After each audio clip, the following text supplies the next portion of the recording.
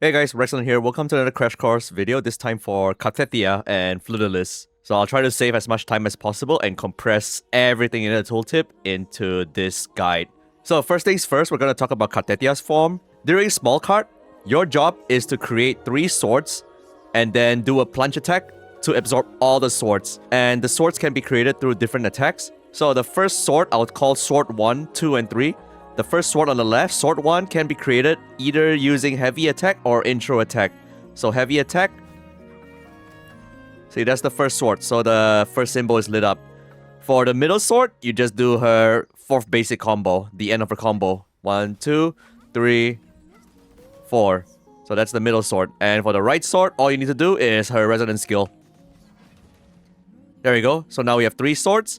And these swords only last for 20 seconds before they disappear. See how the left one already disappeared? And then soon the middle one disappear and the right one disappear. And once you absorb them by doing a plunge attack, they will stay with Cartethyia throughout until she transforms into a big cart. So let me do it again. So we're gonna get the left sword again, heavy attack. And then 4 basic, middle sword. And then resonance skill, right sword, and then plunge. So notice how resonance skill already puts her in the air and you can just plunge right after resonance skill. And now we have all 3 swords with Cartethyia. That's pretty much all you need to know for Cartethia's playstyle.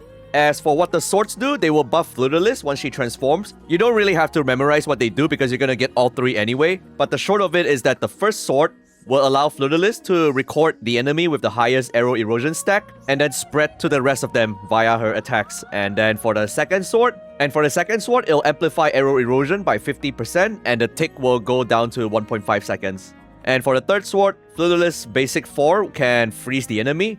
TLDR, they're all really good. Just get all 3 of them. And once you have all 3 swords, transform into Fleur. Just press your ultimate. Like so. And then you see how there's a star gauge at the bottom and it's reducing to 4, 5, 3, 2, 1. Those are the sword buffs.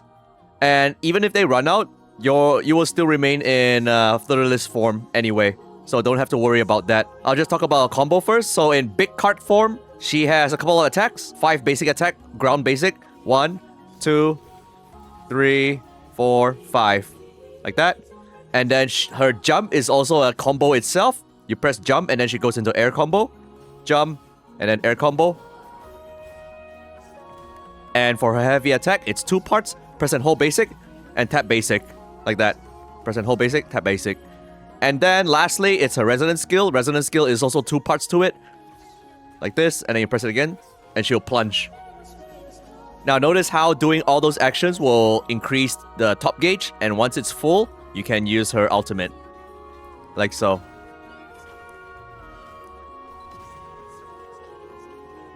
So Cartethyia is really simple to play. I'll go over again from the top. I know her tooltip is a huge mess. It's all about Aero Erosion and stuff. I'll get to that later. Now we'll talk about her full combo. When she's on her own, all you need to do is just do full basic. Skill. Heavy. And then plunge. Now she has all 3 swords. And then you're ready to transform. And now that once ultimate is ready, press ultimate. And then just spam your basic and your skill until it's full and then finish off with ultimate. That's pretty much her gameplay. Ultimate. Like this. And then another basic. And that's ready. And you can just ultimate.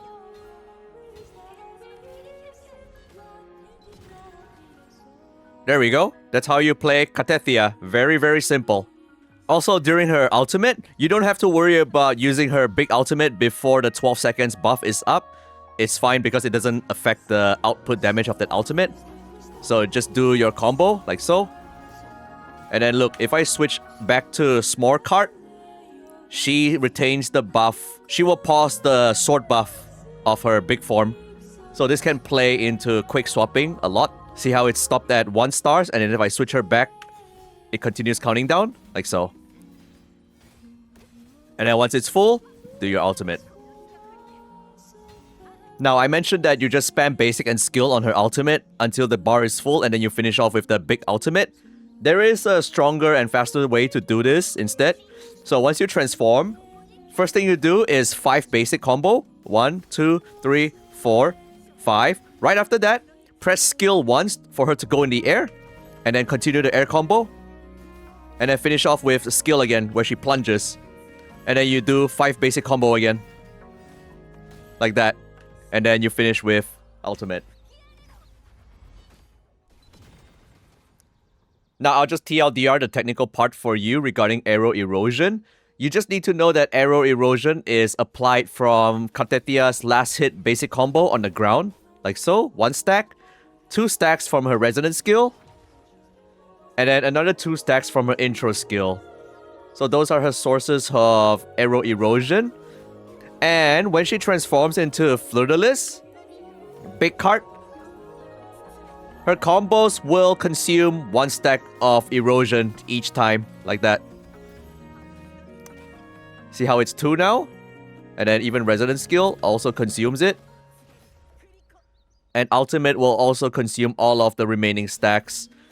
And with each stack consumed, it amplifies the damage of her ultimate by 20%, up to 100%. So that's 5 stacks total for the most ideal damage. Now, since her combos are reducing the stack each time on Big Cart, and that's where Chacona is really good in topping up the stacks. Apart from that, Cartethia's second fixed skill also has another effect. Any target that has 1 to 3 stacks of Aero Erosion takes 30% more damage from her, and up to a bonus of 30% more for each stack of Aero Erosion after that. So another 3 stacks after that, totaling up to 60% extra damage taken from her. So TLDR, you want the enemies to have 6 stacks of Aero Erosion, ideally, for the maximum possible damage. And of course, one of the ways to get up to 6 stacks is by having Aero Rover in the team, since their outro increases the stack count limit of Aero Erosion by 3.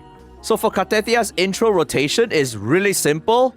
All you need to do is just intro her in, finish the basic combo, press a skill, and then plunge, and then you're done.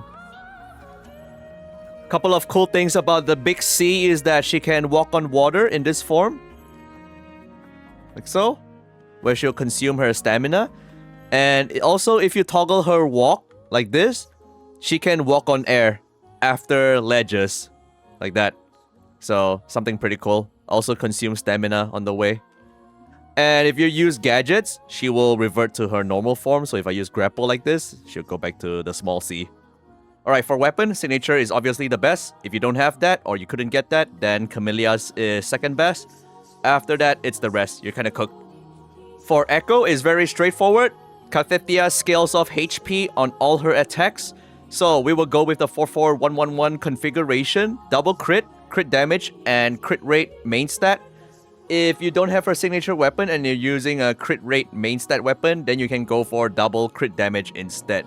And for the 1 cost, it's straightforward as well, all HP percentage. For the substats, just aim for double crit, and then HP, and then basic attack, and the rest.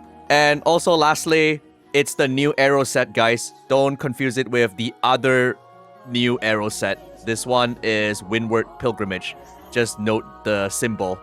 For her skill leveling priority, I'll just give it to you straight. Start with Forte and Ultimate together, highest priority, followed by normal attack, followed by resonance and intro. And then level everything here.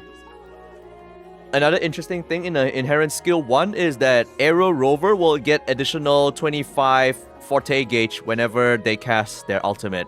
As for her sequences, TLDR, for S1, it's really good for mobbing and long battles like Whimpering Waste. And her ultimate also gets up to 100% crit damage increase when her bar is full for 15 seconds or when she uses her big ultimate. So it's a respectable increase in her damage output. S2 is really good because she brings her own Aero Erosion limit +3 when she casts her first ultimate, when she transforms into Fleur.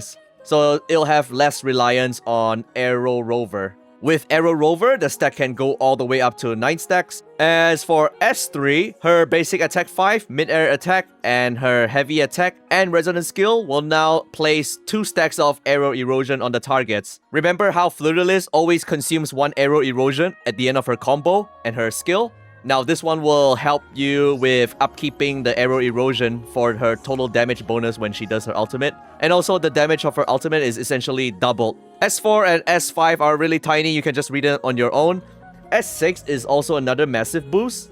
Basically, what S6 does is that once she does her big ultimate, instead of consuming all of the Aero Erosion stacks, it does the opposite. It will increase the enemy's Aero Erosion stacks all the way to the maximum. And the second effect of it is that after her intro or her ultimate, within the next 30 seconds, any extra Aero Erosion that is past the stack cap will immediately tick once. So that means if you have Chakona on the team and she's always doing her singing, every single stack past the limit is gonna tick once. That means about 30,000 damage every 1.5 seconds.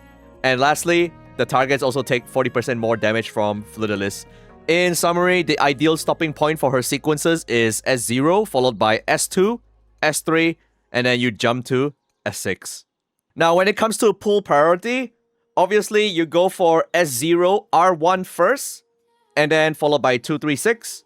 And I know what you're gonna ask, if you don't have Chakona, is Cartethyia unplayable? No, she is not unplayable. Chakona is similar to what Phoebe is to Zani. Basically, they are the premium support, but then you can also use Rover to substitute. If you have no intentions on getting Chakona at all, and you want to know your pull priority for Cartethyia, then you can get her all the way to S3 R1. S3 so that she's self-sufficient with the arrow stacks and also applying Aero Erosion. So S3 R1 if you don't want to have Chakona. If you already have Chakona, then you can just follow S0 R1 and then 2, 3, 6. Now, when it comes to team, I'll start with the most optimal team.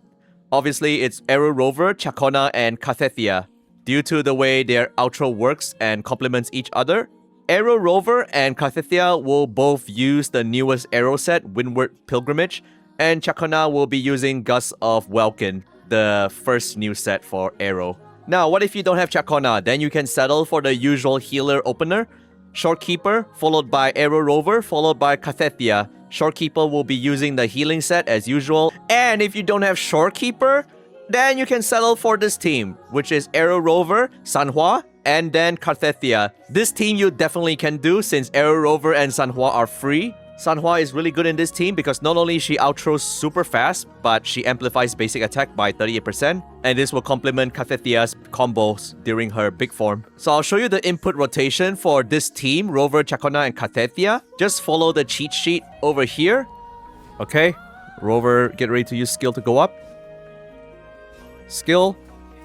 1, 2, 3, 4. Skill again. 1, 2. Ultimate. And then skill and echo. Chakona in. Complete the combo. Jump. Skill. Heavy. Echo and ultimate. Switch to Cartethyia. Complete the combo. Skill. Go up and then plunge. Ultimate. 5 basic. Skill to go up. 2 basic. Skill to go down. Finish the 5 basic again. Ultimate.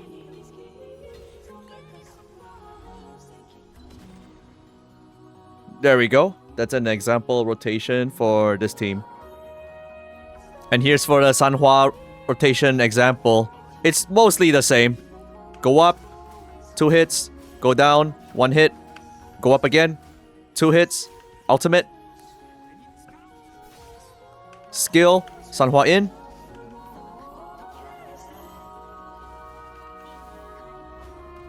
And then Cartethyia in. Finish the combo. Skill, plunge, ready, ultimate. 5-hit combo. Skill up, 2 hits. Skill down. Finish the combo again. Ultimate.